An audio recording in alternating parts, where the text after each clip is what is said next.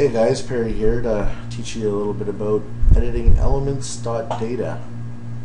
I previously did make a video for this. Unfortunately, the video was too long. YouTube was being a pain in my ass, and the best way for me to handle it was to make a lot of small videos. So this is the first of those. I'm going to try and make a few of them today if I can. So we're going to start here with the first section that you will see when you open your elements.data with the EL 3.6.0 editor is the attribute section. The attribute section is used to give attributes to weapons and other items in the equipment section, in this section right here where you see ATTR. Next you have your equipment slots and types. Basically this is just determining where the item is positioned and what type of class would wear the item. This is decided here and here. There's also further breakdown on that here, here and here. I actually don't really know. I believe this one might be reflecting it too. I actually don't know a lot about editing the equipment section, but with this English editor you can really get an idea. And if you request on my Rage Zone thread for me to get a little bit more intimate with this section and get a better tutorial for this specific section, then I will do a full 10-minute tutorial on this section, and I will break down every section as best as every column as best as I can, because as you can see there is quite a few of them. I don't really know though how many of these different things are important.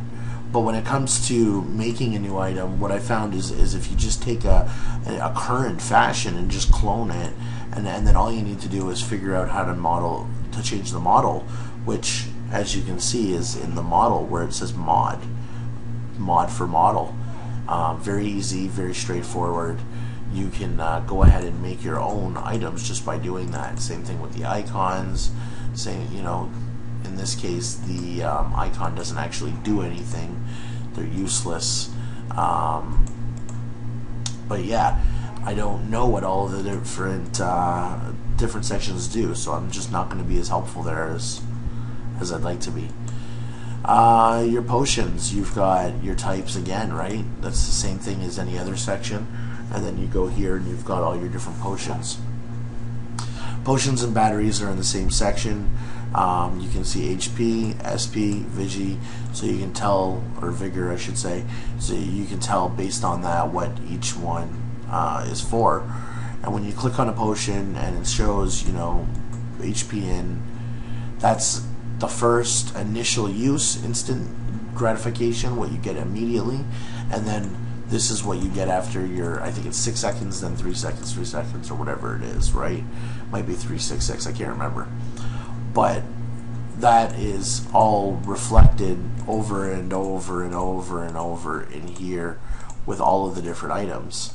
Now, if an item was just a battery, right, which we've actually destroyed the batteries on our server, then it would just have the one section filled in.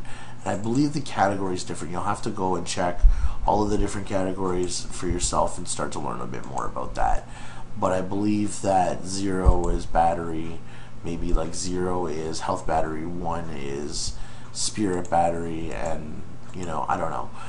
That's something to look at for yourself. But all we did to render batteries useless was go here and we go HP in, we put a 1, we go to set, which is this one right here, we check the boxes of all the different items that we want it to reflect, and we click this button here to change it all to 1 in that HP in section. And then you do it again with SP in, right? This way you don't have to go in and do each battery individually, and it just makes them all heal 1, give 1 spirit. And the only way that you can get a battery that doesn't work like that is if it comes out of one of the packages that are listed in the boxes section, all the way down here, number 94. What I did to to make that not possible on my server was I went in, I found all the different brocade boxes, treasure chests that had that item in it. It took a little bit of time, and then I changed it to a custom currency that we have available on our server so that they would get that item instead. The next thing to talk about is going to be materials. It's the same material types. It goes the same way. You've got your 2 types, and then the rest of the stats. You'll see this a lot. Model and icon. Model and icon is on every section pretty much. That is an item that you'll see in the game. Model is what it looks like outside of your bag, like on the ground. Icon is what it looks like in your bag. Sell value is what it's worth to sell. Buy value is how much it costs to buy. Wherever you put it, anytime you put it in any shop that you don't manually determine the price of, generally what it is you'll just put an item number in and it'll just automatically show that price in the game. You don't see it anywhere else. And this is how high they stack. I don't know what 9, 10, 11, 12 is because I've never done any editing in this section. Sigils, very simple really. It's very, very straightforward. If you want to increase the refinery rate chance with an item like a cascade charm or a star charm, then that's going to be done here. Now if an item is a sigil, then it's going to be a little different, and you're going to have a nice little 1 here to identify it as a sigil, and then for example a Corinne will refine a number 9 at the highest, whereas a silver a number 5 at the highest.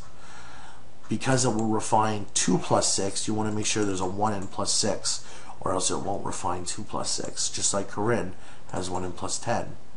Or our custom one, Astri, has 1 in plus 12, right?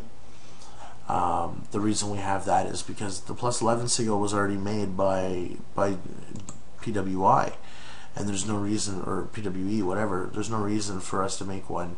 We'll just make ourselves a nice tradable one by giving it the protection ID of 13 compared to the one of 23, 23 being a non-tradable ID.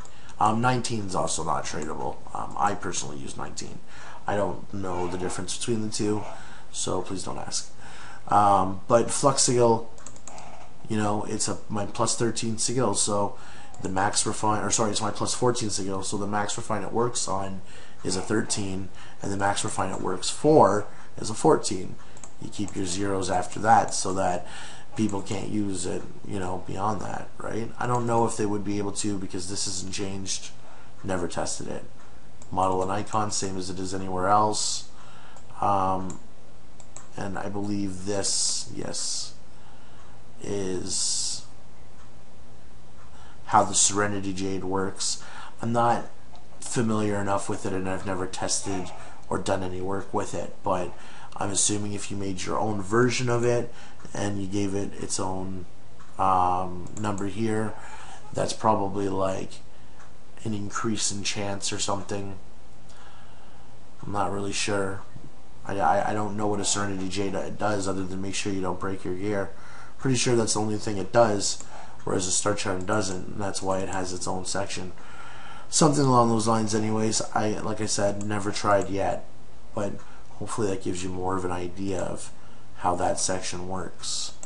And here we are, section 12. These are your portals. Very simple to do.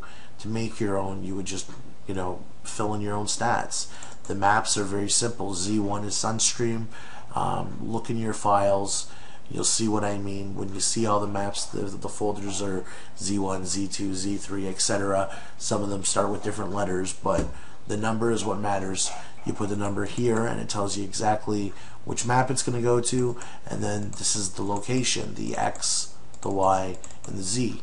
So you just go, you stand wherever you're going to stand, and you're only going to get the X and the Y, and the Z you can just probably clone from another map or something, or you'll just have to try different ones because that section is height and it's a little different. Then you've got your sell value, your buy value, and your stack value. That's it for this video though, and I'm going to start on the next one. Thanks for watching.